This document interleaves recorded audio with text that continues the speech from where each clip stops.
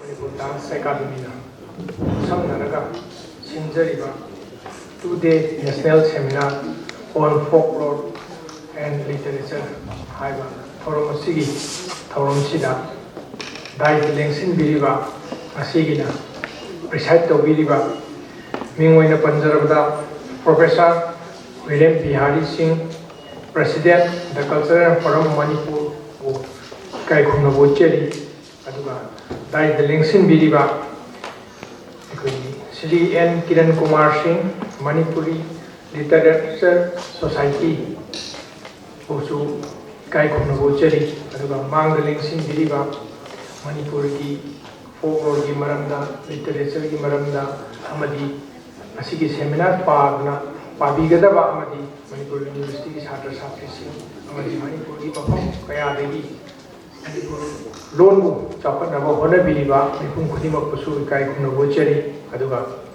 Asigum Laba Mamaliam Laba Asigum Laba Seminar Asibu Kasin Koya Sinda Tuna Yon Bigani Haina Limbi de Iba Electronic Media Amadi Print Media Gisino Puna Mapusu Kai Khuna Bocheri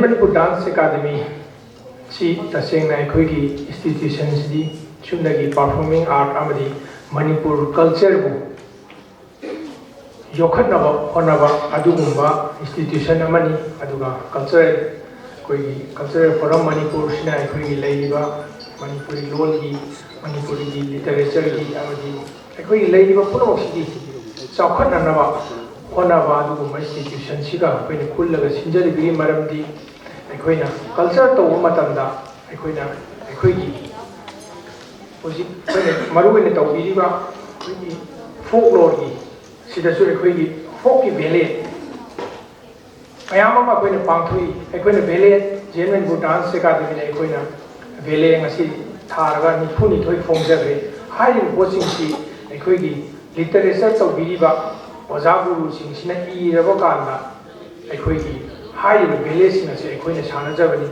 aduga akhoi gi national ki thak ta natna international ki thak ta akhoi gi mana phangraba akhoi kai bulam jaw hai ba akhoi gi sangai sisu masi inodini na ibiramba adugum laba phajana ibiramba dagi hai ba akhoi gi sangai si kai bulam jaw si international ki mana phandana akhoi gi world ki mafam kaya da uttana amadi india ki mafam kaya sinma thungna ulubadagi hai ba akhoi gi balance sisu mai pakpa balance am oijaraki aina thamjani badi aikoina punna sinjari bisi maramdi aikoina culture to uma tamdasu aikoina bele nung torpa jago isi torpa matamda hari ba aikoigi background da hari ba literature sinji yaw ta ba yarak ta ba aduna aikoina punna simina jabani aduga tasengna ojana su aikoigi Kiran Kumar su folklore gi matang da literature gi matang da ayama haibi kre aisu aigi mod oina aisu Manipur University da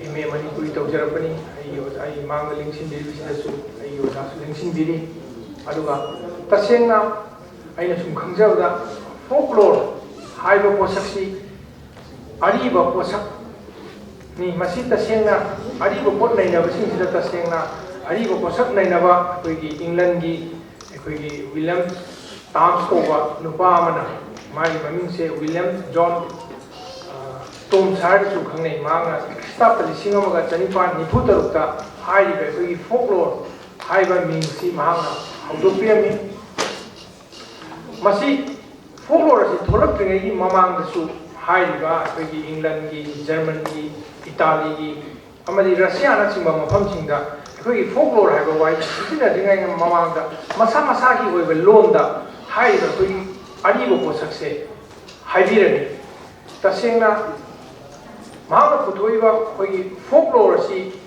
tasengna hana mamang si naramba koi leiramba singa du lale habadi nate adugu folklore si mipum khudimangna ariba mamang ai dagi hauna koi folklore haba wai si afawa literature to ba kangu singna yamna pamnana aduga housing maksu koi folklore se tasengna yamna mipum khudimangna pamna inaba maming ama oina su tawri aduga hai ba folklore si sina ꯍꯥꯏꯔꯤꯕ ꯃꯌꯥꯝꯁꯤ ꯑꯩꯈꯣꯏꯒꯤ ꯑꯔꯤꯕꯒꯤ ꯀꯩꯅꯣꯁꯤꯡ ꯑꯁꯤ ꯑꯩꯈꯣꯏꯅ ꯃꯁꯤꯅ ꯆꯨꯝꯃꯦ ꯍꯥꯏꯕꯒꯤ ꯑꯩꯈꯣꯏꯒꯤ ꯈꯨꯗꯝ ꯆꯥꯡꯗꯝ ꯂꯩꯕ ꯄꯣꯠꯁꯛꯇꯤ ꯅꯠꯇꯕ ꯑꯗꯨꯒ ꯐꯣꯛꯂꯣꯔꯁꯤ ꯇꯁꯦꯡꯅ ꯃꯃꯥꯡꯗ ꯑꯩꯈꯣꯏꯒꯤ ꯏꯪꯒ꯭ꯔꯥꯖꯤ ꯂꯣꯟꯗ ꯑꯩꯈꯣꯏꯒꯤ ꯃꯁꯤ ꯄꯣꯄꯨꯂꯔ ꯂꯤꯇꯔꯦꯆꯔ ꯑꯣꯔ ꯃꯃꯤꯡ ꯑꯃꯁꯨ ꯍꯥꯏꯔꯝꯃꯤ ꯃꯥꯒꯤ ꯂꯣꯟ ꯖꯥꯠ ꯍꯥꯏꯕꯤꯔꯝꯃꯤ ꯑꯗꯨꯒ ꯇꯁꯦꯡꯅ ꯑꯩꯈꯣꯏꯅ ꯐꯣꯛꯂꯣꯔ ꯍꯥꯏꯔꯗꯤ ꯀꯔꯤꯅꯣ ꯑꯩꯈꯣꯏꯒꯤ ꯏꯄꯥ ꯏꯄꯨꯁꯤꯡ ꯑꯩꯈꯣꯏ ꯃꯅꯤꯄꯨꯔꯤ ꯂꯣꯟꯗ ꯍꯥꯏꯔꯁꯨ ꯑꯩꯈꯣꯏ ꯈꯨꯅꯨꯡ ꯏꯁꯩ ꯑꯩꯈꯣꯏꯒꯤ ꯑꯣꯖꯥꯁꯨ ꯃꯃꯥꯡꯗ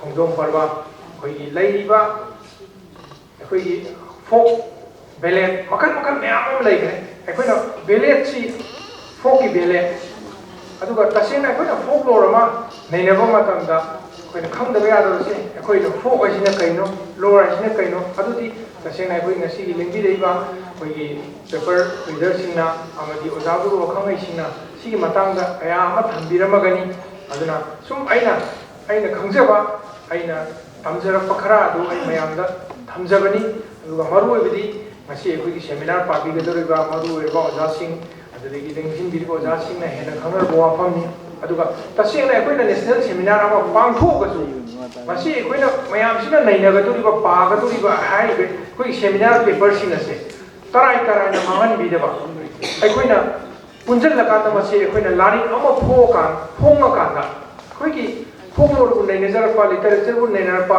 ꯇꯨꯡꯗ ꯍꯧꯔꯛꯀꯗꯕ ꯁꯥꯇ꯭ꯔ ꯁꯥꯇ꯭ꯔꯤꯁꯤꯡꯗ ꯃꯁꯤꯅ ꯍꯦꯟꯅ ꯃꯄꯨꯡ ꯐꯥꯕ ꯃꯇꯦꯡ ꯄꯥꯡꯕ ꯑꯃ ꯑꯣꯏꯅꯅꯕꯒꯤꯗꯃꯛꯇ ꯍꯥꯏꯔꯤꯕ ꯑꯩꯈꯣꯏ ꯉꯁꯤꯒꯤ ꯁꯦꯃꯤꯅꯥꯔ ꯄꯦꯄꯔꯁꯤꯡ ꯑꯁꯦ ꯑꯩꯈꯣꯏꯒꯤ ꯂꯥꯏꯔꯤꯛ ꯑꯣꯏꯅ ꯐꯣꯡꯕꯤꯅꯕ ꯍꯥꯏꯅ ꯑꯩꯈꯣꯏꯒꯤ ꯁꯤꯟꯕꯤ ꯂꯥꯡꯕꯤꯔꯤꯕ ꯑꯣꯖꯥꯁꯤꯡ ꯑꯗꯨꯒ ꯑꯩꯁꯨ ꯑꯉꯝꯕ ꯃꯇꯦꯡ ꯖꯦꯟ ꯗꯥꯟꯁ ꯑꯦꯀꯥꯗꯃꯤꯒꯤ ꯃꯥꯏꯀꯩꯗꯒꯤ ꯄꯥꯡꯖꯒꯦ ꯑꯗꯨꯒ ꯇꯁꯦꯡꯅ ꯑꯩꯈꯣꯏꯅ ꯐꯣꯛꯂꯣꯔꯁꯤ ꯂꯩꯔꯝꯕ ꯂꯤꯇꯔꯦꯆꯔ ꯃꯌꯥꯝ ꯑꯃ ꯑꯔꯤꯕ ꯃꯌꯥꯝꯁꯤ ꯂꯩꯔꯝꯕꯗꯒꯤ ꯉꯁꯤꯗꯤ ꯑꯩꯈꯣꯏꯒꯤ ꯑꯏꯕꯁꯤꯡ ꯑꯗꯨꯒ ꯂꯤꯇꯔꯦꯆꯔꯕꯨ ꯇꯧꯔꯤꯕ ꯈꯨꯗꯤꯡꯃꯛꯁꯤꯅ ꯃꯁꯤꯒꯤ ꯃꯇꯦꯡ ꯂꯧꯔꯀꯥꯟꯗ ꯑꯩꯈꯣꯏ ꯉꯁꯤꯒꯤ ꯁꯃꯥꯖ ꯑꯁꯤꯗ ꯑꯩꯈꯣꯏ ꯑꯐꯕ ꯔꯥꯏꯇꯔ ꯑꯐꯕ ꯃꯌꯥꯝ ꯑꯃ ꯊꯣꯛꯍꯜꯂꯛꯏꯕꯅꯤ ꯑꯗꯨꯒ ꯉꯁꯤ ꯑꯁꯤꯒꯨꯝꯂꯕ ꯃꯃꯜ ꯌꯥꯝꯂꯕ ꯁꯦꯃꯤꯅꯥꯔꯒꯤ ꯊꯧꯔꯝ ꯑꯁꯤꯗ ꯑꯩꯈꯣꯏ ꯂꯤꯡꯕꯤꯔꯤꯕ ꯑꯣꯖꯥ ꯒꯨꯔꯨꯁꯤꯡ ꯑꯍꯜ ꯂꯃꯟꯁꯤꯡ ꯑꯗꯨꯒ ꯀꯜꯆꯔꯦꯜ ꯐꯣꯔꯝ ꯑꯩꯈꯣꯏꯒꯤ ꯃꯅꯤꯄꯨꯔꯒꯤ ꯁꯤꯟꯕꯤ ꯂꯥꯡꯕꯤꯔꯤꯕ ꯑꯗꯨꯒ ꯑꯩꯒꯤ ꯀꯣꯂꯤꯛ ꯖꯦꯟ ꯃꯅꯤꯄꯨꯔ ꯗꯥꯟꯁ ꯑꯦꯀꯥꯗꯃꯤꯒꯤ ꯃꯤꯄꯨꯝ ꯈꯨꯗꯤꯡꯃꯛꯄꯨꯁꯨ ꯍꯥꯏꯅꯤꯡꯉꯥꯏ ꯂꯩꯇꯅ ꯊꯥꯒꯠꯆꯔꯤ ꯍꯥꯏꯕ ꯋꯥꯐꯝꯁꯤ ꯊꯝꯖꯔꯒ ꯃꯤꯄꯨꯝ ꯈꯨꯗꯤꯡꯃꯛꯇꯒꯤ ꯄꯤꯖꯔꯤ ꯃꯔꯤꯛ ꯆꯨꯝꯕ ꯋꯥꯐꯝ ꯊꯝꯕꯤꯔꯝꯕ ꯑꯣꯖꯥꯕꯨ ꯊꯥꯒꯠꯆꯔꯤ ꯃꯈꯥ ꯇꯥꯔꯛꯄꯁꯤꯗꯤ ꯉꯁꯤꯒꯤ ꯄ꯭ꯔꯦꯁꯤꯗꯦꯟꯠꯀꯤ ꯐꯝꯐꯝ ꯂꯥꯡꯗ ꯂꯦꯡꯁꯤꯟꯕꯤꯔꯤꯕ ꯑꯣꯖꯥ ꯄ꯭ꯔꯣꯐꯦꯁꯔ ꯀꯣꯏꯔꯦꯝ ꯕꯤꯍꯥꯔꯤ ꯁꯤꯡꯅ ꯊꯧꯔꯝ ꯃꯄꯨꯒꯤ ꯑꯣꯏꯕ ꯋꯥꯐꯝ ꯊꯝꯕꯤꯒꯅꯤ ꯂꯦꯡꯁꯤꯟꯕꯤꯔꯛꯁꯤ ꯄ꯭ꯔꯣꯐꯦꯁꯔ ꯀꯣꯏꯔꯦꯝ ꯕꯤꯍꯥꯔꯤ ꯁꯤꯡ President the Cultural Forum Manipur.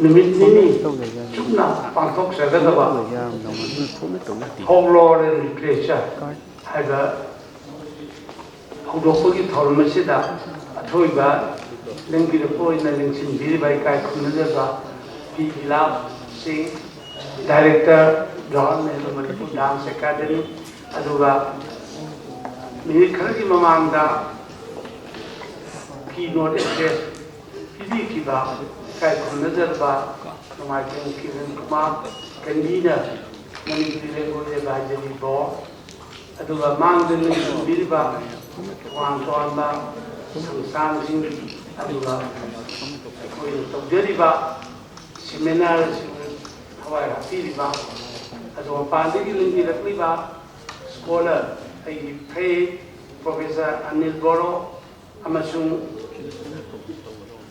Mrina Medi Guwahati University ado Assam University de lingirakliba ai Professor S. Nani Kumar Singha ado KN Sa kunoku ai na hamada thagate ai Manipuri da haidage aduga English ta yam na ka hoji ai koi na machi tawribagi maru pandamdi hoji machi concept che yamna samna ningai lite folk wa folk lore gi wa to piro folk wa di chibunda oral tradition loi gado oral tradition Chini oral tradition is a kawayade the poverty chinmung the legadovani magi mapu pande miyam madalodani poverty aduga literature hadi akaknaba mi kharagi magi property follow the property na te miyang akoi manipuri ki kambaduri wari pena aduga khungdong sai bijin ke makoi na te miyang ni asai bijin na moi active biara oi ke bai active biara oi moi di tasing na bhavok tu da moi hamdo tok jo bai aduna follow je yamna marui aduna hujiti pithribi gi oina world da hoji writer jingina follow ri elements in ate toan ba da shine toan ba reinterpretation koi si de yori reinterpretation new interpretation follow ri hoji mani da jo follow aiba hoji modern writer jingina follow sinner pada jam na hanagi mo gi follow nato toan ba wan ko toan ba no ba amma sema machi dongarabani maduni koina machi follow the literature the name mari ani je thatong lo sunya it cannot be separated follow and literature ani je mari le ba aduna maduna ne hodi modern age hai tare hodi 21st century sila follow je suta thatu ya writers ji ai je hatai je William Shakespeare Jaiba, Mojin in the polo, the Alpani, drama, the probabs in the Alpani, Western Kamuji in our power, writers in the Alpani, polo. Aduna, polo, the Amanuka, Amani, Aduka Mashi, I put a little starter, Cinema Matamda, I put a polo, you want to see Amuna Kambata. Want to come to the Lana, Saturday. ai maduri di paper bar ba kya na puthong ga dai khal mani manipur gi sanadi lei ba maduri ona dei na bada kavita da khangde amada khangde sharana na chini akoi na marandi culture gi gender among culture koi gender ai di kai no nupa di e da akoi nupa che kobru chimbu Nipane the Tupioina, Mana Kabidala Tharati, Madudi Yam Lan Rajan, it is a gross mistake. Shini, gross mistake. Yam Soba, London, Madam the Manipuri culture, Maduri the gender, but Lupanupi, Loka Pini, Loka. Loka Tinipao is higher. Loka. As my daughter Manipuri lady, but certainly my arm there, Kaitana. Even after. I don't know, folk music, folk music, folk music is the little folk music at the height. Simbayana, Simbum the leg of the money, or else tradition will get the money. I have my arms in a no in machine can chase a pula.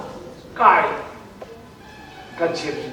Kai was in the day, Yamna, a Kai the liar, Maduna de Coina, Masia. Follow literature as a Tatu Navayatava, Aduma, Marie Lake. Matam Lev Kivita, Masia Koi, Yangadavani had Madugi, Udesa, Madugi Padam to that, I call Machi Dogjavani. I Matek Tai. Follow is an integral part of culture. Integral part of culture. Follow is a culture's integral part. And follow contains. Your literature contains the elements borrowed from the folklore. Literature contains elements borrowed from folklore. Folklore the elements ke aamalo. Adagi the writers have imitated folklore. Writers. There are very close relationship between the folklore and literature. And the modern writers have used the elements of folklore in different interpretation. And we have to see and we have to study minutely. And even today, the Khambadevi Sare, written by Mahakavi Angahar, has been said by some folklorists. It is a folk epic. It is quite wrong. Now, these scholars have changed from folk epic to traditional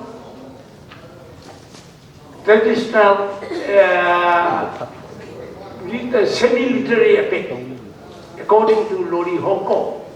Even to Lori Honko, if we go through this book, it is clearly mentioned that the Khamba Thoibi Saireng, written by the great poet Hijamangar, cannot make any comparison with Elijah Lono, who had written this Kalevala of the Finnish.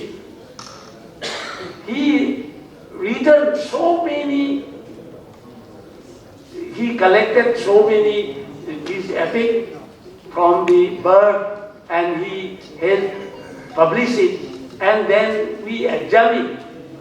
Lori Honko, one of the famous folklorists, examining that if a literary epic should be written by a national poet, he or she should be a national poet in the world. Paradise Lost, Beowulf, all are written by the poet. They should be a national poet. And Mahakavi Angal is a great poet. This was said by Sunita Kumar Chatterjee, linguist, emeritus professor, linguist. He has clearly said in his book, Kirata Janakriti, he clearly mentioned he has written 34,000 lines on the legend of Khamba Thoibi. And besides that, we cannot make a comparison with this Elijah Lono, who is not a poet. Who is not a poet? He might have published so many Kalevala, but it can't be a literary epic. This was pointed out by Lori Honko. So we have to see all these things. And there are many pseudo-folklorists. I'll tell you, there are many pseudo-folklorists in Manipur. And we have to check all these pseudo-folklore. They do not know the concept clearly. And they have started teaching the students. Therefore, we the Manipuri who love folklore should be very much cautious about these things. These things. That is why we have organized 2 days seminar on different topics. Because many writers have used the folklore as a tool, as an element in different ways. That is why we have focused this folklore and literature. And that is why I personally invited Professor Anil Boro and Mirna Mehdi, and I have requested them to give the Bihu song, the play, the elements of Bihu song in the growth of Assamese literature. It is very pertinent, folklore and Assamese literature. And by the way, this Boro, Professor Anil Boro, he will give Boro folklore and Boro literature. Contribution, the role of the contribution of the folklore in the growth of literature of any community. You see, even in Manipur, because the elements of folklore in the growth of Manipuri literature is very vast. Because we have to study all these things. That is why the purpose of organizing today seminar on this topic is to know the concept of folklore very clearly, and they can interpret, and different scholars are going to read their paper, are going to read their paper, and we have to study these things. That is why I have requested them to read all these things. And another thing, Nomaitan Kremsan, folk theatre in Manipur. I would like to, in Manipur there is only one scholar who can read this paper, is Lokendra Arama, Dr. Lokendra Arama, folk drama in Manipur. He has already published in the Assamese literature, Assamese journal, and he is the only competent person, I will say, competent person to read on folk drama in Manipur.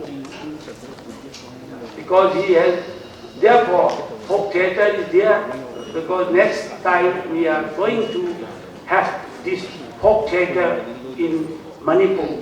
This is to be known to us very clearly. Because folk drama, the professional artists are not necessary. For professional artists, there are some festivals we are having in Manipur, because he mentioned that these are the folk drama in Manipur. Now, the wrong concept in Manipur is that if we play drama on Tonu Lajing Lendi, people call it as a folk drama. That concept is very much wrong.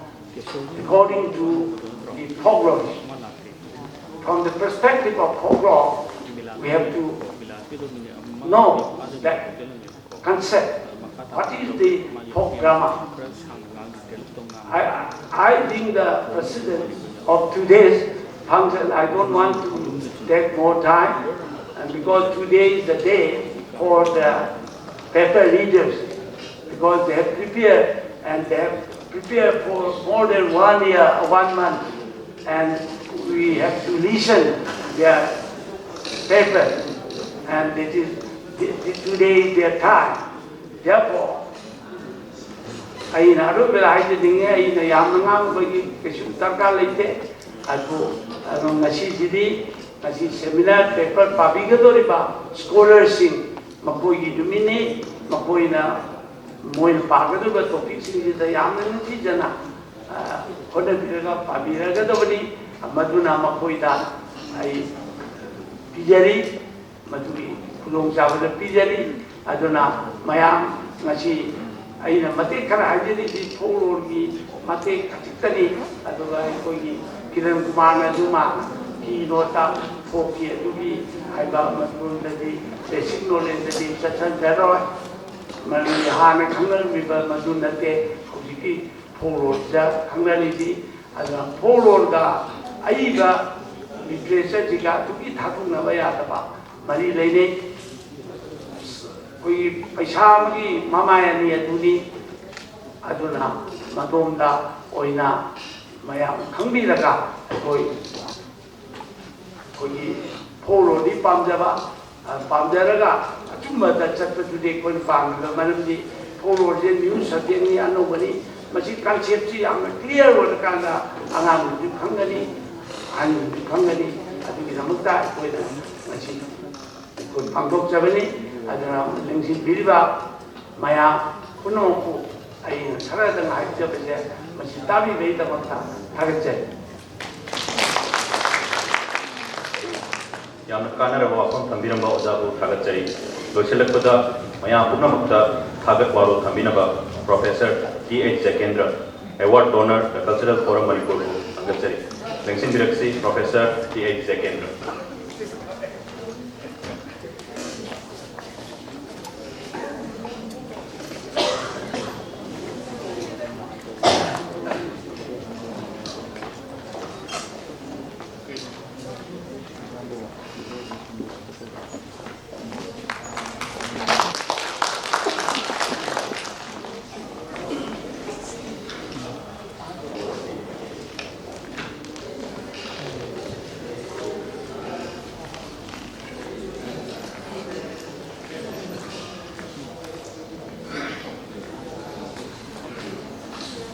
It is a matter of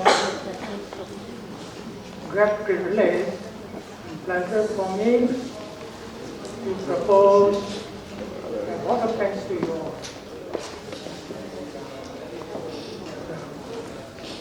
To propose a vote of thanks on behalf of the Cultural Forum Manipur to you all. This function is highly enriched, met very beautiful by your gracious presence. I would like to thank at the very beginning Sri T. Bilas Singh, Director, JN Manipur Dance Academy, for kindly gracing the function, today's function, to TKS, and for extending more possible help in organizing this seminar and this function to the Cultural Forum Manipur. I would also like to thank the Anointed Kumar Singh for kindly giving us a very illuminating introductory note on the theme of today's seminar, and for also casting the function as guest of honor. Thank you, sir. I'd also like to thank Professor Viren Bihari Singh, President of the Cultural Forum Manipur, for presiding over the function. And although he is our president, means the president of the cultural function, I would like to thank him also for his advice and help in organizing this function and this seminar. And my sincere thanks to the Directorate of Art and Culture, Government of Manipur, for extending help, all possible help, to the forum for organizing this seminar and function. And my sincere thanks also to all the delegates who are coming from outside Manipur, and also who are from the state, local and outstation delegates, and persons, eminent scholars who will be presiding over the different sessions, and the students or scholars who will be reading papers, and all of you present here today. And lastly, I would like to thank the members of the fourth stage, that means members of the print media, electronic media, and who are covering this function and will be giving the message of this seminar, deliberation of this seminar to the public. And I therefore would like to thank the members of the print media and electronic media. And finally, I thank you all. Thank you very much.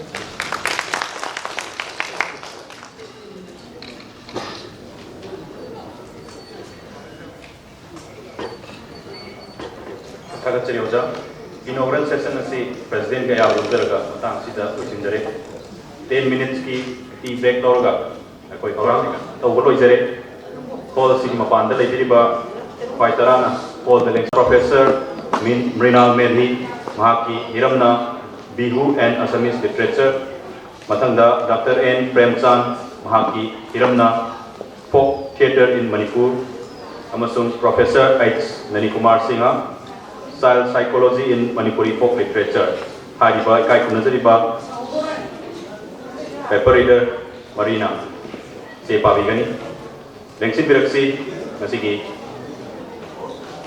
Chair of the Professor K.H. Kunjo Singh, eminent scholar, my Professor Anil Boro, Professor Mrinal Medhi, Dr. N. Premchand और Professor H. Nani Kumar Singh को अनुरोध करता हूँ कि आप अपना स्थान ग्रहण करें। आइए sir.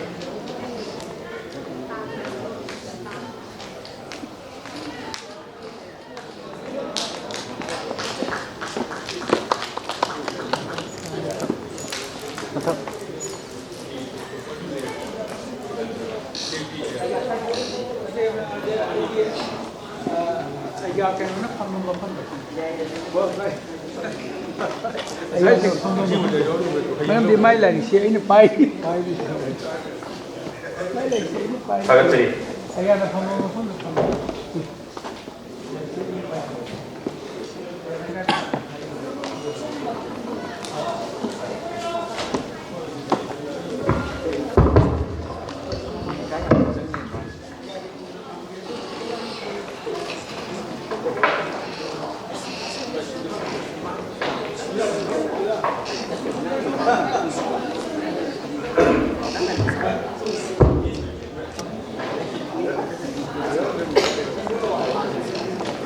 makha tarakpa tudang se ngasigi ikai kunazari ba chairman Robigan. Thank you.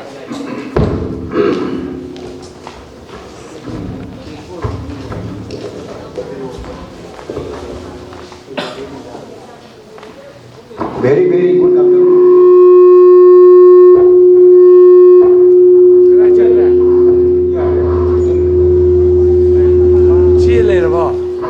Very good afternoon to all.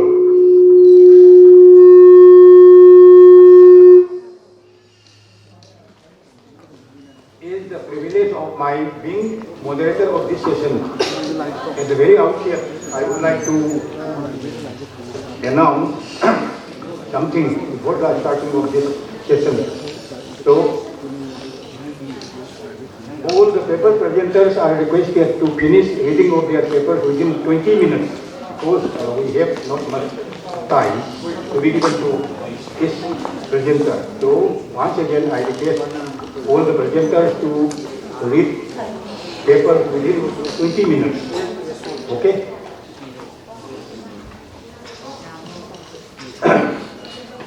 Let me now call upon the first presenter of paper.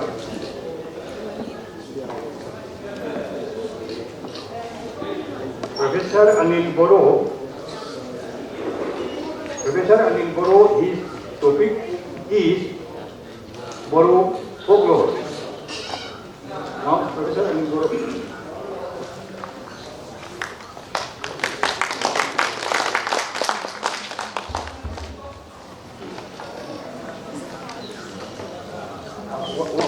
One more thing, I would like to announce this small information also.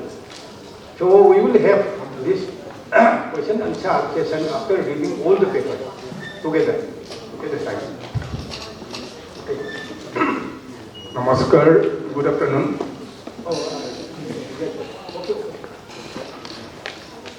Respected chairperson of this first technical session of this two-day national seminar on an important topic, that is folklore in literature.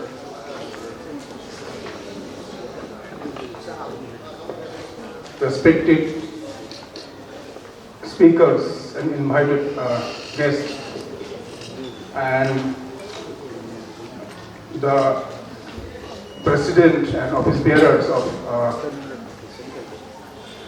cultural forum who has organized this today event in collaboration with Jawaharlal Nehru Manipur Dance Academy and the sponsorship of the Department of Culture, Manipur government. The topic for this seminar is very significant, and in the inaugural session, the keynote speaker, my friend N. Kiran Kumar, and the chairperson, our senior colleague folklorist L. Bihari Singh, has already elaborately explained the relation between folklore and literature. The focus is on folklore and literature, but I was asked to present a paper on Bodo folklore only. If I speak on Bodo folklore only, it doesn't cover this wide area of today's seminar, the 2-day seminar. Actually, I'll speak a few words on this topic. Folklore is a broad area and it covers so many things.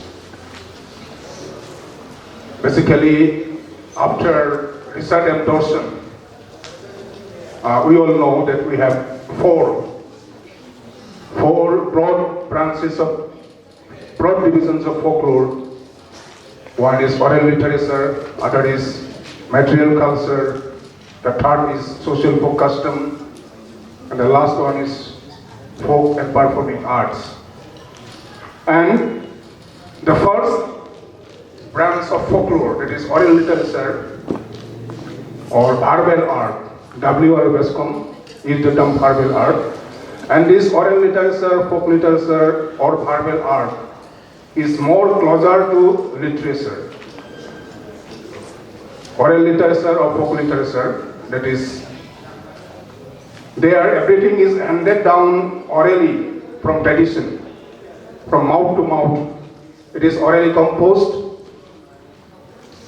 orally performed and orally transmitted. But as the society advances, as the society passes on, generally what happens in the life of human civilization, we see this writing culture came. Writing came first, then came printing in the 13th, 14th centuries.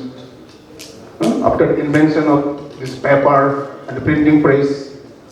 So, this writing culture and printing came and completely changed the scenario. The entire civilization was changed. But still today, we see there are many societies in the world. There are many tribal communities, indigenous communities in India and Assam. In Assam, we have more than 250 tribal communities who don't have access to writing, who don't have written literature, who don't have written history. There, everything goes orally. Whatever they have is oral literature only. Whatever they have is folklore only. Whatever they have is oral tradition only. But as the society advances, as I already said, in case of the Manipuri society, then Assamese society, and gradually in our Bodo society, as our society advances, many of our folklore were documented and then written down and came as the printed books. Many novels or stories, poems were written on the themes and topics and characters which were there in folklore. So, in modern literature also, in written literature also, we get lots of things which were there. From oral epics, we have these modern literary epics, as Bihari Singh gave the example of Finnish epic. We know about the Indian epics, the Ramayana, Mahabharata, we know about the Manipuri epic. All these were originally there in the oral tradition. So there is a very close relation between oral literature and written literature. And if we look at Western literature, Shakespeare, a world famous playwright, Shakespeare, and novelists like Charles Dickens, and many others, Thomas Hardy, and if you go to the Black American novelists like Chinua Achebe, their novels, their writings, their fiction, their stories, their poems, their drama are full of elements from folklore, full of elements from oral tradition, full of elements from orality. And we can give examples from Northeast. Northeast is now very rich in Indian English writing. And Northeast Indian English writing has become well known by the writings of Temsula Au, Mamangdai and others, because their writings are based on this orality, based on oral folklore. whatever was available in their oral societies, tribal societies, they have collected these things and put this in the form of words, put this in the form of fiction, put this in the form of poetry. So this is in brief about the relation, but in the Department of Folklore Research, we have lots of researches going on this.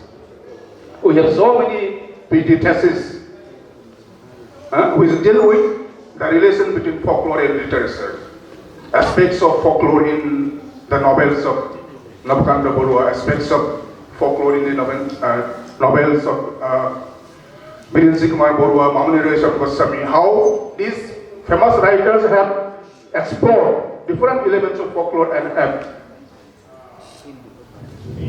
written, they have enriched their literary creativity. So there are lots of interesting areas on which researches can be undertaken. So now I come to the folklore, and here in the I have already sent my write-up, and it has been included here. So I will go into the details. In the first half, I have written something about the Bodos, the Bodo community, Bodo as a tribe, one of the aboriginal and indigenous tribes, and what the authors like Sidney Andel, Suniti Chatterjee, and other writers have said about the Bodos.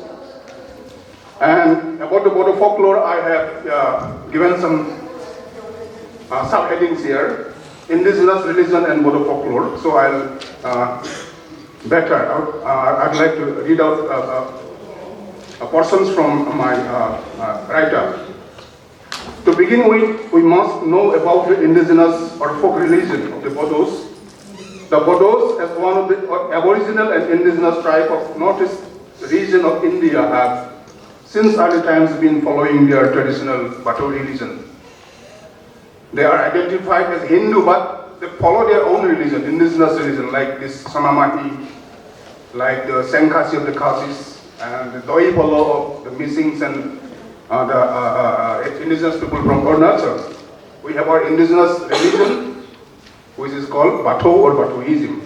So lots of narratives, lots of songs, apart from the rituals and festivals, lots of folklore are related to this indigenous religion. After the name of Supreme God Batu Brai, their religion is known as Batu religion. Batu means 5 principles of creation, which must be followed by every devout member of the race. They worship Batu Brai and other gods and goddesses during the religious functions and festivities known as Karai and Garja. The Bodos had no fixed place of worship like the temple or the church, but only in the last 10 years or 12 years, the Bodos have started constructing big and big Batu temples. But originally, there's completely because everything went in the oral tradition. They didn't have temple-like structures. They didn't have his written sculptures, religious books. Now everything is changed in the last 10 to 20 years. The historians of culture and authors have studied the Bodo tribe, have almost established the view that the Mongolic Bodo culture as the culture of indigenous people has influenced the Aryan culture of the region. And the researchers in Assamese culture and folklore like Birinsi Kumar Borua, Pramodchand Bhattacharya, and many others have said that lots of elements of Mongolic Bodo culture has come into, percolated down to what we call the now mainstream Assamese culture.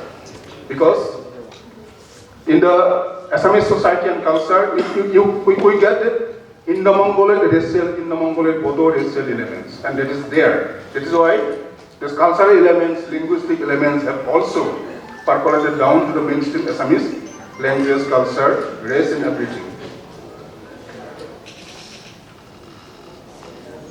In his monograph on Aunaga tribe, W.C. Smith demarcated 13 outstanding features, and of the 13 outstanding Mongoloid features, 5 features were identified to be present among the Bodos. These features are very common among other tribes also.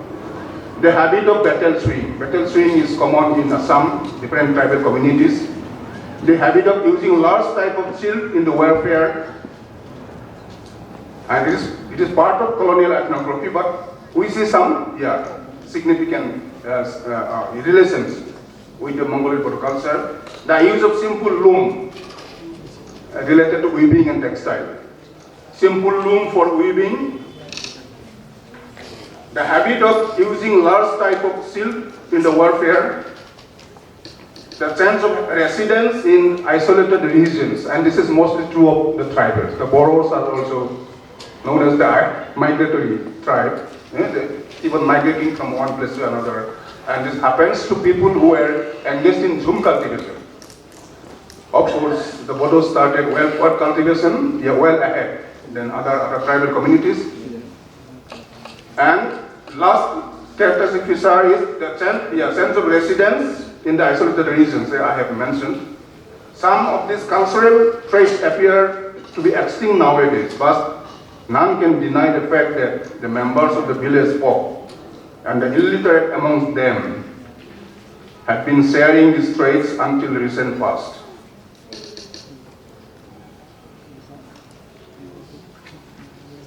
The Bodo followers of traditional religion believe that number 5, this is related to number.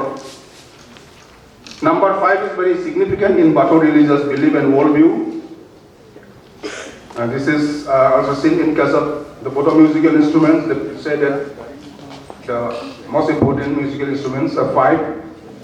And one of the most important Bodo musical instrument, that is the sipung.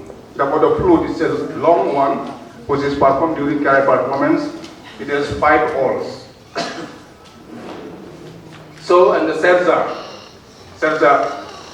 that is the, siju player, with the symbol of Batu bride, is also believed to have these 5 branches. So, and the Batu altar. So, number 5 is very, very significant, and the experts in Batu religion try to explain the philosophy, the religious philosophy of Batu like this, depending on oral folklore, depending on oral tradition. Because at the time, everything was in oral tradition. Everything went on orally and nothing was written down, but only in the last 15-20 years, this orally transmitted, orally communicated songs, narratives, verses, mantras are now documented, and these are in the form of books.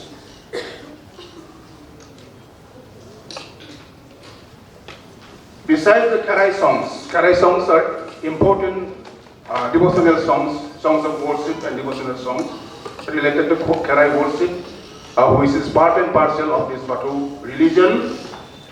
Besides the Karai songs and mantras, there are mythical narratives. There are lots of mythical narratives, myths related to Batu religion. Myths related to the creation of the universe, myths related to the origin of musical instruments, myths related to important deities, Bodo deities related to Batu religion. And there are a good number of purely fictional folktales. Of the folktales, we can say about the supernatural tales, which we also call magic tales or under tale, then animal tale, then trickster tale, then humorous tales and jokes, different varieties of folktales. And another important folklore, segment of folklore, which is relevant from the point of view of oral history of the Bodos, is the legends, the hero legends. Legendary narratives based on Bodo heroes and heroines like Jaulia Dewan, Bilgose Sikla, Keng Pakri, Jamluar, and some important novels have come up on the basis of this. There is an important novel on Bilgose Sikla by Peter Savar Najari, and there's an important novel by Mamani Roysam Goswami that is written in Assamese. That is Tengpak. This is on Tengpakri, another legendary character. Hello, Professor. Only 5 minutes. Yeah, thank you. So, apart from this oral narrative or prose narrative, there are songs, a good number of stocks of oral songs as part of the folklore. And there are various genres of folk songs like devotional songs, as I have mentioned, these songs of Karai and Raja, songs of worship which the Bodos now call this Aros Metai. And Aros Metai is also a newly emerging genre on the basis of orally transmitted folklore, orally transmitted songs. Now, a new genre of prayer songs like Kirtana have emerged because of the reform movement in Batuism. This is known as Aros Metai. And then there is Baisagu Metai, which is springtime song during similar to the Bihu. My friend Minal will be speaking on the Bihu, Assamese Bihu. So the Baisagu Metai is the Bodo parallel, Bodo term for Bihu songs. Then Magadomasi Metai, songs of this harvest festival.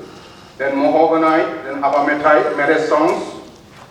Then Juhalau Metai, there is a genre of Bodo song called Juhalau Metai, this is a ballad of hero worship. Then a genre of Bodo songs called Kusli Hawa Metai, it's a ritual which is performed in order to invoke the rain goddess, rain gods. So there are lots of genres of songs like this, and genres of songs like the folk songs, then Vedasi Metai, then other genres. And apart from this, the Bodos have Batra Phao, the proverbs and proverbial sayings, and Batra Gantri, the riddles. So, apart from this verbal folklore, the Bodos have rich elements of material culture related to physical folk life. As we know, material culture or physical folk life is an integral part of folklore. In the Bodo folk life, we see sufficient use of material artifacts and art objects for their day-to-day use. They use bamboo and wooden materials for different purposes like house building, handicraft, and artworks. The traditional Bodo house, constructed with locally available wood, bamboo, and thatched grass, is a fine example of traditional architecture which is suited for the ecology. What the tribal communities, the indigenous communities do is closely related to ecology and environment. The people in the riverine areas, people who live near the big rivers know that frequent floods occur in their locality. So they build platform houses. And the Missings build platform houses. Many tribal communities build platform houses. So they know the environment, and that is why whatever they do, whatever they construct in the name of their houses is eco-friendly. There are specific conventions for construction of the Bodo house with the provision for the family members, the guests, the household deities, provision for cooking. We call it ising. The kitchen is called ising. And there is separate provision for the granary, keeping the grain. There is separate house for the cows and the livestock. The folk artisans among them can make different art and craft items with bamboo, wood or can, which is commonly used by the indigenous tribes of the region. Most of these are indigenous implements used for fishing and implements used for agricultural activities. Some folk artisans among them can make decorative items and even furniture of bamboo, can and wood products. Now this has come up in every community, and the market for this also coming up. And the Bodo women, as I have mentioned earlier, are good expert weavers. Sidney Endell, the missionary ethnographer, wrote in praise of the weaving skill of the Bodo women. He has written in his monograph about the Bodo women's skill. in spinning and weaving airy silk cloths. The remnants of Maibong and Khaspur, and it has been mentioned by late Soba Brahmo, a great artist from Assam.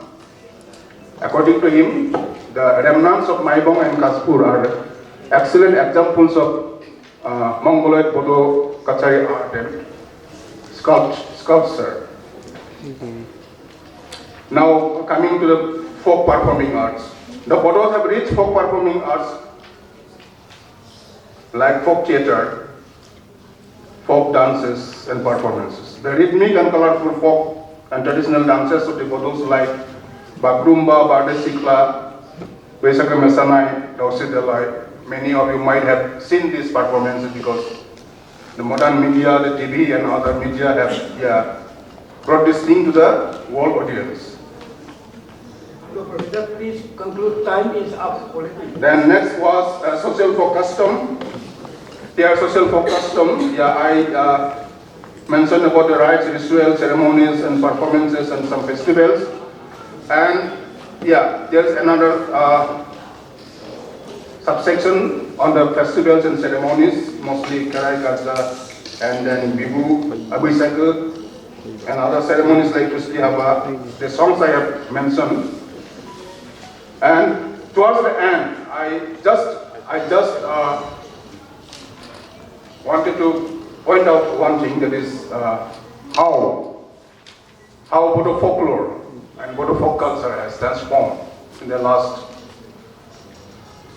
few years, in the 15-20 years, because of the impact of new culture, because of the impact of urbanization, because of the impact of this literacy, modern education.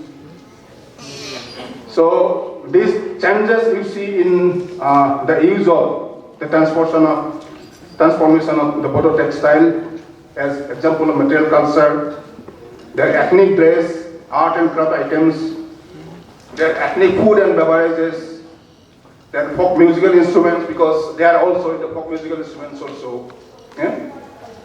New things have been added. Then Bodo house type, it has also completely transformed. And these things have come only because of the challenges and the threats to existence to this indigenous culture everywhere. Because the indigenous culture everywhere is being it's being challenged by so many things. Westernization, then challenges from the majority culture, challenges from the other things, modernization, westernization I have mentioned. So thank you so much for giving me this opportunity to speak a few words in front of you. Thank you so much. Thank you, Professor Anil. Our next presenter is Professor Rinal Medhi. His topic is Bihu and the Assamese literature. Now, Professor Rinal Medhi.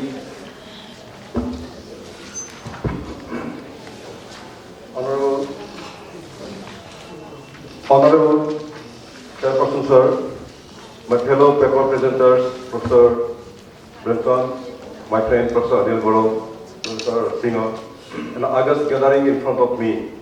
I'm feeling myself very fortunate enough to speak something in front of you. Of course, I have been involved several times for attending other seminars, but this is the first time I have. Of course, I attended a cultural program here once, long back, but this is the first time I'm going to speak something in front of you as a part of this important seminar on the relation between folklore and literature. Fortunately, I happen to be a student of both. I'm a student of English literature and I'm a student of folklore. So folklore and literature is something so dear to me that I can't express in front of you. I also express my gratitude to the organizers, Professor Kiran Singh and our Honorable Bihari Singh sir, for inviting me to stand in front of you. The theme of the seminar has already been explained in the inaugural session. Professor Boro has also said many things about the relation between folklore and literature. I'm not going to say anything about that. I was asked to write something about our most important festival and the part of our pan-Assamese identity, Bihu and Bihu songs, how it has been reflected in literature. First of all, I want to confess one thing. It is an ocean, and I can't cross it in 20 minutes or 15 minutes. Secondly, not only secondly, the most important thing the organizers have done is that they have asked our papers before coming to the seminar, they have published it and they have placed in front of you. So, everything, whatever I want to speak or the content of my paper is already in front of you. And since we have been given a limited time, so I'm not going to read everything and that's the main points of the paper. The theme of my paper, the title of my paper is Bihu and Bihu Songs, Glimpses in Literary Reflection. The paper is divided into two parts. First of all, the first part is on the Bihu festival, and second part is on the Bihu songs, which are the integral parts of Bihu. So let me first just describe what the Bihu festival is. What is Bihu? Before that, I want to begin this paper or my presentation with a few lines from a famous song from our heart, from our pride, Dr. Bhupen Hazarika's one of the famous songs. First of all, I have to confess you that my paper will have many songs, but I can't sing a single line because I'm not a singer. So I will have to just read the lyrics of those poems or the songs. The lines that I have begun with is Bohagote amare ai mohura hoi gure, Maghot honor hatere Lakshmi adore, Horot nikhai torare hodai aire ge, Bharatare purbo dekhor furjo dhare. In the meaning of these lines, this famous song from Bhupen Hazarika's song is that the meaning of these four lines, in the month of Bahag, mother dances and wheels with grace like a mohura. Mohura is a spool of thread that is used in loom while making clothes. In Magh, in the month of Magh, she welcomes Lakshmi, goddess of prosperity. She adorns her tresses with the stars of the autumnal sky of Bharat, means Atal. She is the land of the rising sun in the east of Bharat. In three lines, the first three lines, Dr. Hazarika has just, he has put all the essence of the three Bihus on these first three lines. In Assamese, there is a word called Hatimari Buluka Gorwa. That means to kill an elephant and put it inside a barrel. How is it possible? So, yes, people can do it. So, Hazarika has shown this in three lines. He has elaborated, he has defined, he has given the essence of the three Bihus. The first line, Bohagote amare ai mohura hoi gure. In the first line, Bahag, that means the springtime Bihu, Bahag Bihu in the month of Bahag, mid-April to mid-May. There, one of the most important part of Bahag Bihu is the giving the Bihuan, giving the cloth weaved by the weavers in her handloom and giving to her near and dear ones, respected ones, honorary ones. So Mohura is the spool of thread that is used in the wheel, in the loom. In the Magh means mid-January to mid-February. This is the harvesting season. There, she welcomes the Lakshmi, goddess of prosperity. That is, say, the agricultural land, we are agricultural people, agricultural-based community, paddy is harvested there. In that month, and paddy is harvested, and that is Lakshmi, goddess of prosperity, goddess Lakshmi. In the month of, say, mid-October to mid-November, that is the month of Kati. Kati means Kartik month. That is the autumn season. There, what we do, the farmers, particularly the ladies, they light earthen lamps in the paddy fields. I will discuss that Bihu also. So, in that is the autumn season. That hot summer is over. Autumn is coming. The climate is becoming cold, and there is the climate now is currently we are enjoying. So there. The mother means mother earth, that land, Assam. What she does, she the season of autumn that decorates, adorns the hair of my mother with stars. The beauty of these three lines. So these evergreen lyrics from a song from Dr. Bhupen Hazarika aptly captures the beauty and spirit of the land of Assam that lies in the northeastern part of India.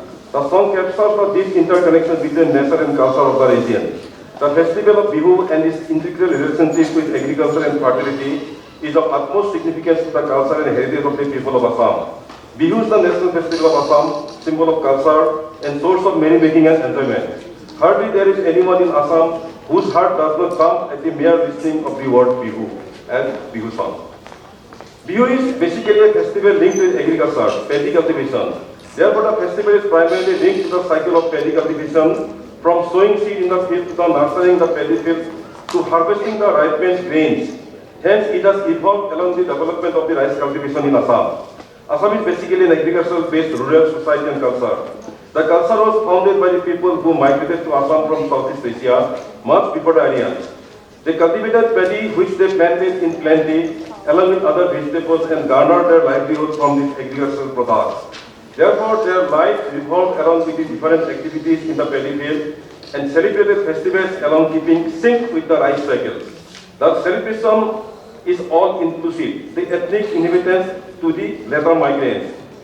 The most contribution to the cultivation of paddy in the region was made by the Ahoms. The Ahom who ruled Assam from 13th century to the coming of the British in 1827. And the Ahom kings have set the entire history of the erstwhile Assam. Before that, there was no state or place called Assam as a contiguous place. There were several small kingdoms, Boro kingdoms, Dimasa kingdoms, Sutia kingdoms, etc., etc. But the Ahoms who came from Myanmar, the erstwhile Burma, and they kind of combined with and made the present state of Assam was made by them. So the Ahom's contribution is enormous in Assamese culture, literature, and history. So what the Ahom did, Ahom they revolutionized the paddy cultivation in the Brahmaputra Valley by introducing Hali Kheti or the winter crops. Before that, in Assam, the tradition was sowing the Ahu seeds, Ahu song, Ahu paddy. Ahu paddy is sown sometimes in the month of Bahad or say April or May, and it does not need standing water, but the winter crops need standing water to grow and develop. And this Hali Kheti or the winter crops that revolutionized the entire paddy cultivation system in Assam. The festival of Bihu and also the Ahom kings institutionalized, patronized and popularized Bihu by bringing it to the royal auditorium, Ramgarh in Shivsagar. The festival of Bihu therefore revolves around the different cycles of Hali Kheti or Hali paddy cultivation. So this is the just background of how Bihu or how the Ahom kingdoms patronized, institutionalized and popularized the Bihu festival.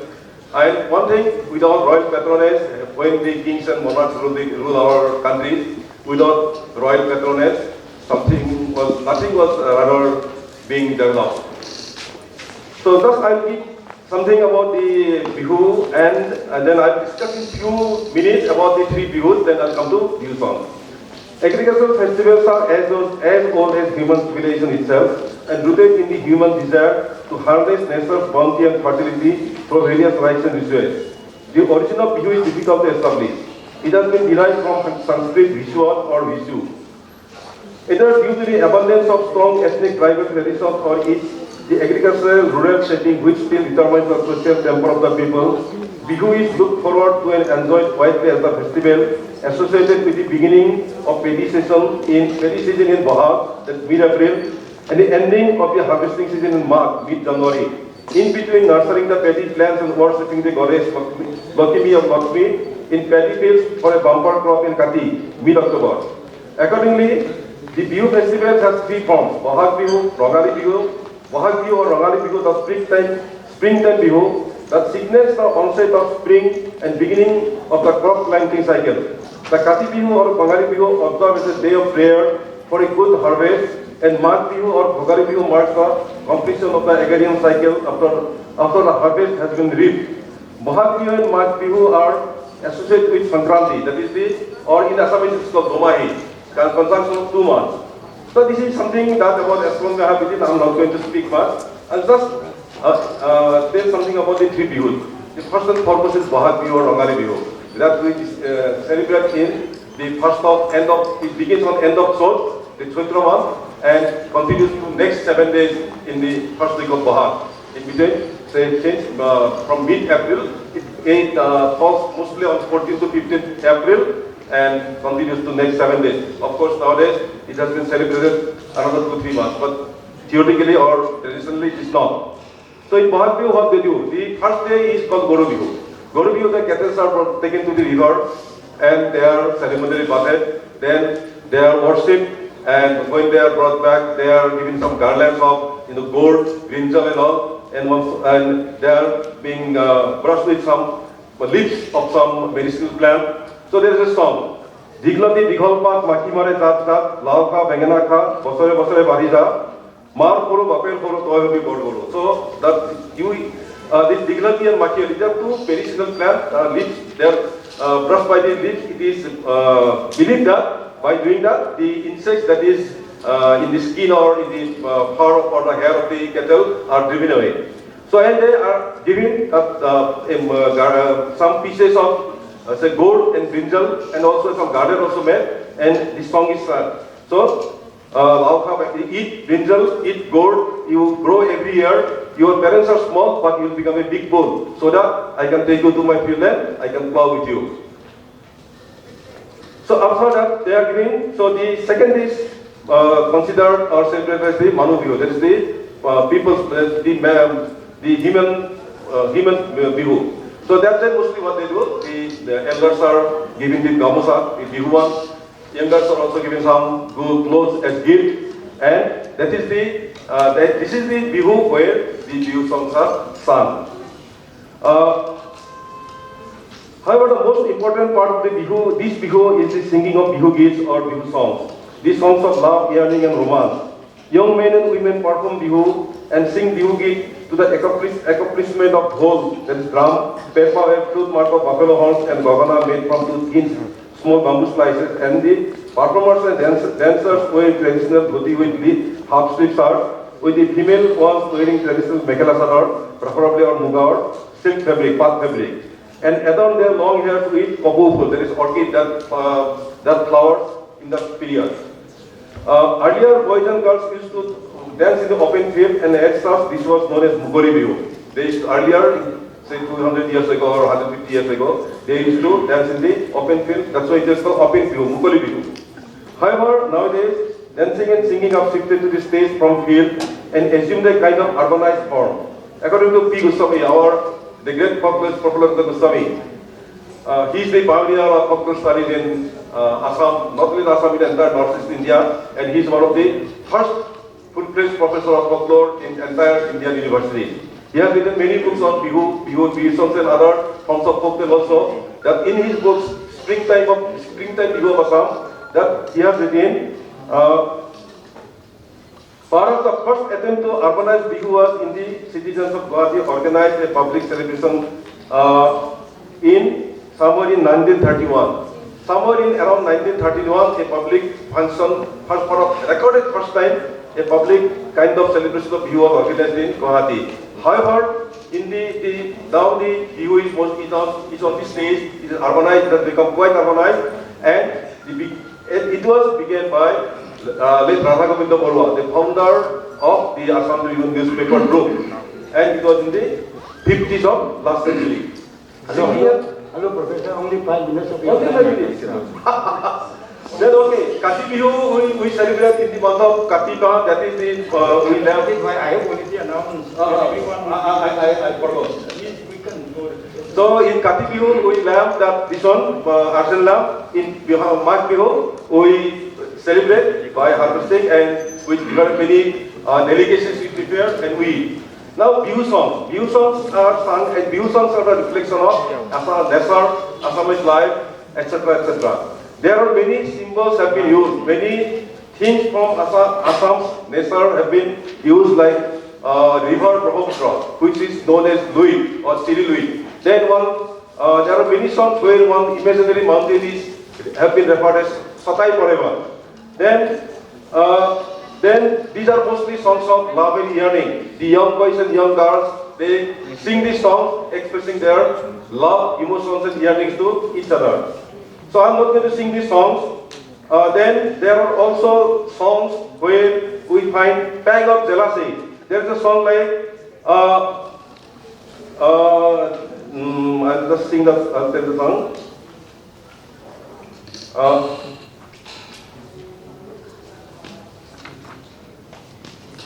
Okay. That means in these songs, few songs, these have been reflected in oral literature. There are many reflections in written literature also. As I said in the beginning, it is not possible to say everything, discuss everything in a limited canvas or limited space. But in this paper, I have tried to reflect how the Assamese life or the Assamese society or the different aspects of Assamese life is reflected in these oral songs. These songs are oral. There is no known composer and sung by the young generation. But however, the Bihu songs or Bihu dance has assumed a pan, not only pan Assam or pan India, even it has assumed a pan international form. People from Assam or Northeast who are living in other countries like US or England, they organize Bihu festivals, they sing. Yesterday, one of our students, Professor Boro, he has sent us, he is in Turkey presently, he has gone to attend a seminar in one of the universities in Turkey. There he has shown in the stage how Bihu dance is performed, he has spoken about Bihu, and he has sent us some posts. And by seeing him, many Turkish students have now interested to learn Bihu dance and Bihu songs. So that is the position that Bihu songs have or Bihu dance have achieved as present day. And for us in Assam, for anything, any festival, a Bihu dance performance is a must. So when we go out, not in India, even outside also, if people come to us, we are from Assam, the first question will be, do you know Bihu? Do you know how to sing a Bihu? If you say, I know to sing, then you dance also, you show a performance also. So Bihu and Bihu dance are integral part of Assamese life, and everything, whatever I am going to speak, it is in this paper, and I hope I won't be able to take much time. Thank you so much for giving me this time. Thank you, Professor Mrinal Medhi, for finishing reading of your paper in time. Our next presenter will be Dr. N. Premchand. His topic is folk theatre in Manipur. Dr. Premchand.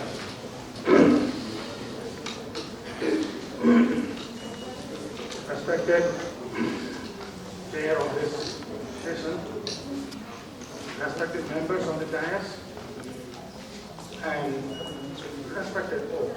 I am Purnamukh Kundari. The title of my presentation is Folk Theatres of Manipur. It's somewhat lengthy, and disproportionately lengthy, and I haven't been able to take it for a second time. So, let me go through. The folk theatres of Manipur cover a wide field of rituals and organized traditions of the ethnic communities of Manipur, which may be broadly termed as traditional theatres. Traditional theatre is not a generic term. It is a term loosely framed, particularly by some scholars, well-known scholars, including Kapila Bhatt. But when we come to folk theatre, which is a generic term, it demands for some criteria to discuss. And now let us come to prerequisite qualifications, I must say, to qualify a performance as folk. The essential prerequisites to qualify a folk performance as the folk theater is that it has been in oral circulation and repeatedly performed and passed from one person to person to another over a long period of time. Performance is the deciding factor in understanding of the folk theater. So performance, as Oja Bihari has also clearly said in his opening address, to measure a performance as a folk should be basically with an emphasis on its on the oral tradition. Yes, that is true. And it should not be based on any written text. But here, one point I would like to include is that even if a text has been written, but if the text is transferred to orality and continued to be performed orally, then although originated from the written text, it comes into the area of folklore and folk theater, folk performance. This is the second phase. It is in folk theater the relationship between the performers and the audience is in a bonded form, strikingly different from we experience in proceeding theater. Because the folk performances are embodied performances, not fronted by a written text, although it has been originated from the written text. It should not be informed by the text. So there must be variations. And the performers will have to find a freedom in performing the oral text. Rituals and play are at the heart of folk theater. Ritual and play are at the heart of folk theater. It is this doing in ritual. To do something is, to perform something is slightly different from what is done on this stage or in an organized aspect of performance is different. It is a matter of doing something. When it is performed, the end result should come out immediately. Say, for example, when a Mali pronounced Ishum Saro, the eyebrow is met immediately, instantly. That is the belief. It is this doing of something which is not real, but able to grieve the audience and take them into the world of play that qualifies a folk theater. And play is at the heart of the folk performance. In greater degree than we find in an organized aesthetic stage performance, which is called drama. Because it is here in the folk theater, play amounts to transporting the performers and the viewers also to a fictitious world. The performance transports them. This fictitious world is what is called play.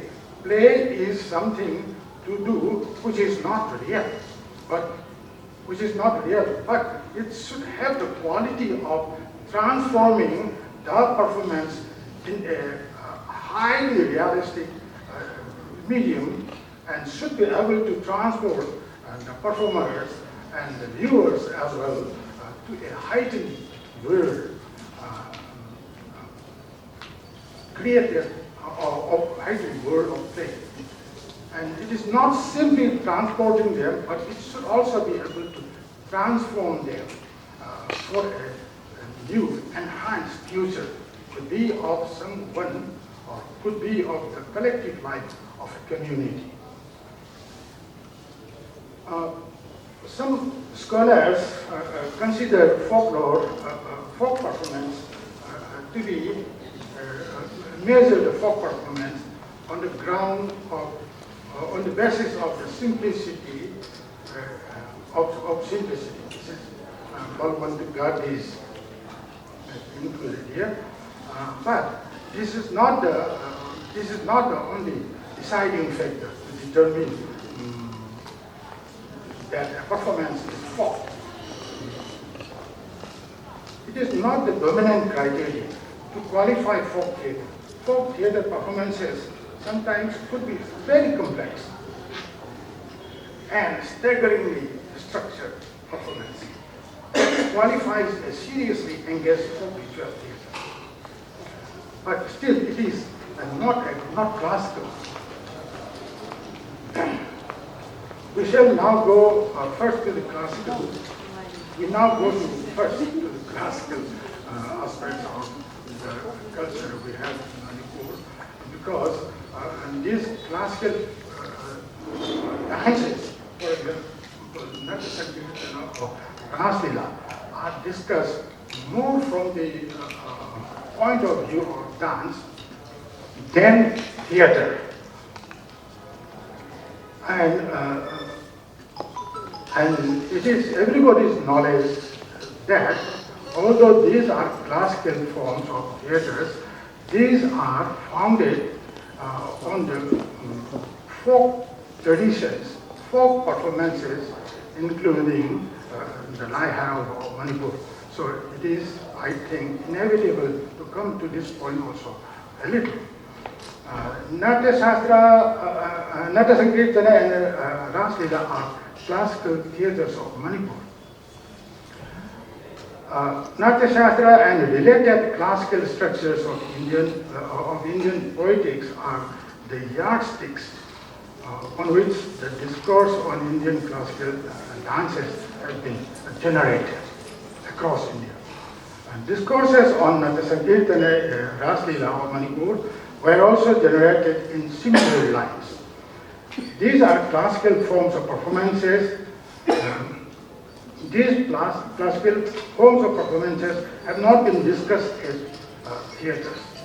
These are also performances which could be well included, well given the level of being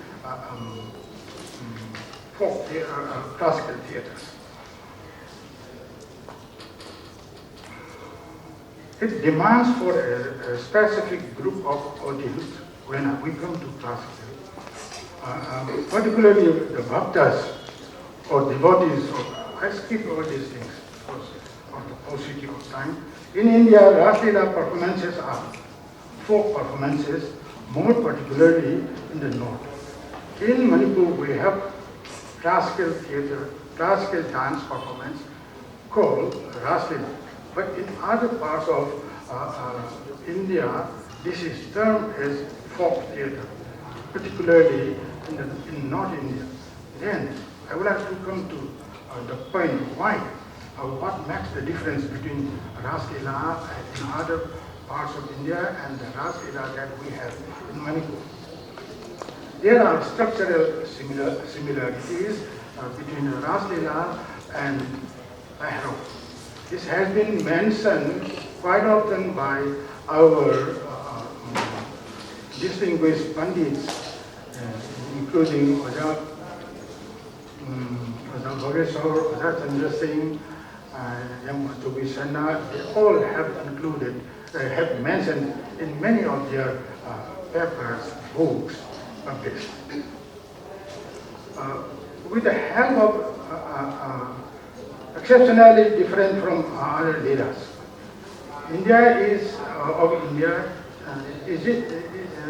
The difference lies in the difference between the Raslila of Manipur and the Raslila played in other parts of India, and lies in the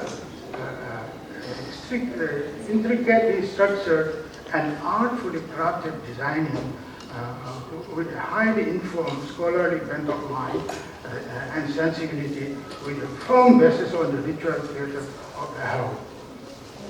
This is, there lies the difference. This is staggeringly structured and crafted. It could be regarding the costume, could be regarding the movements. So all these structures make the difference between Raslila and Raslila of Manipur, and the same is in the case of Natya Sankirtan also. Of course, it is Lila Kirtanas, and also Lila Kirtanas are performed elsewhere in India. But in that case, Lila Kirtana is a matter of singing the dramatic life of highly theatrical and dramatic life of Sri Krishna. But in Manipur, it is again the difference is it's not simply singing, but it is a matter of highly structured form of performance, and that makes the difference.